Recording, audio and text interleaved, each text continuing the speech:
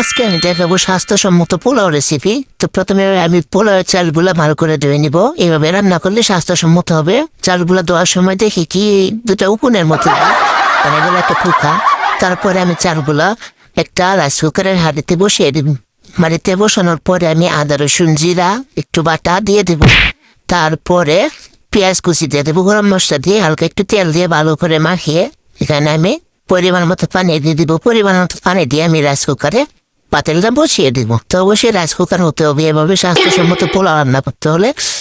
তারপরে বাড়িতে নাকি পোলাও গাছ থেকে আমি দুইটা পাতা ছিঁড়ে নিব। দেখি যে সাথে আরেকটা বাচ্চাও দিয়েছে পোলাও গাছে। তারপরে আমি দুইটা পাতা ভালো করে ধুয়ে পোলাও দিয়ে দিব। দেখি যে আমার আবার ধৈর্য নাই, পোলাও আবার এখনো হইতাছে না। তারপর থেকে বুট বুট শব্দ হইতাছে। তারপর আমি গোটায় নিব। গোটায় নেওয়ার পরে আমার পোলাও রান্না শেষ। তো সবাই এভাবে পোলাও রান্না করে খাবেন, এভাবে স্বাস্থ্যসম্মত হবে। তো পোলাওটা রান্না কেমন হয়েছে সবাই কমেন্টে জানাবেন। আর সবাই ভালো থাকবেন। আল্লাহ হাফেজ।